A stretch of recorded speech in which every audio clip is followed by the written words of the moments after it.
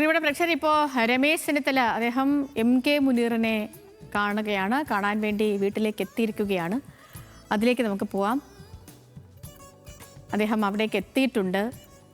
K Muneer നമുക്കറിയാവുന്ന പോലെ അനാരോഗ്യമൊക്കെ കാരണം ഇത്തവണ അദ്ദേഹം മത്സര രംഗത്തേക്കില്ല. അദ്ദേഹത്തെ കണ്ട് സംസാരിക്കുകയാണ് രമേശ് ചെന്നിത്തല. അവിടെ നിന്നുള്ള തത്സമയ ദൃശ്യങ്ങളാണ് പ്രേക്ഷകർ കാണുന്നത്. നേരത്തെ സ്ഥാനാർത്ഥിത്വമൊക്കെ പ്രതീക്ഷിച്ചിരുന്നതാണ് കെ മുനീറിൻ്റേത്. പക്ഷേ ഒടുവിൽ പിന്നീട് പട്ടിക പ്രഖ്യാപിക്കുമ്പോഴാണ് ഇല്ലാതിരുന്നത്. ഇപ്പോൾ പ്രസാദ് ഉറുമ്പശ്ശേരിയായിരുന്നു. പ്രസാദ്, വിവരങ്ങൾ എങ്ങനെയാണ്? അത് ഈ കൂടിക്കാഴ്ച ഇപ്പോഴും തുടരുകയാണോ? സേതു, ഇപ്പം സന്ദർശനം കൂടിക്കാഴ്ച കഴിഞ്ഞ് രമേശ് ചെന്നിത്തല മടങ്ങുകയാണ്. അദ്ദേഹം 10 മണിക്ക് വാർത്താ സമ്മേളനം വെച്ചിട്ടുണ്ട് DCC ഓഫീസിൽ. അവിടെ നിന്ന് മാധ്യമങ്ങളെ കാണുന്നുള്ളൂ എന്നാണ് പറഞ്ഞത്. എന്തായാലും കെ മുനീർ ഇത്തവണ മത്സരത്തിനില്ല.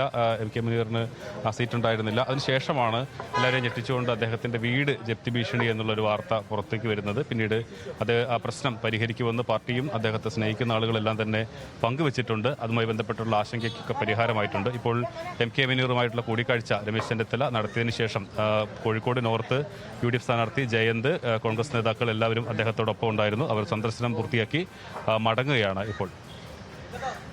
ശരി, പ്രസാദ് ഉറുമ്പശ്ശേരിയാണ് വിവരങ്ങൾ നൽകിയത്. അങ്ങനെ കെ മുനീറിനെ സന്ദർശിച്ച ശേഷം രമേശ് ചെന്നിത്തല മടങ്ങുകയാണ്.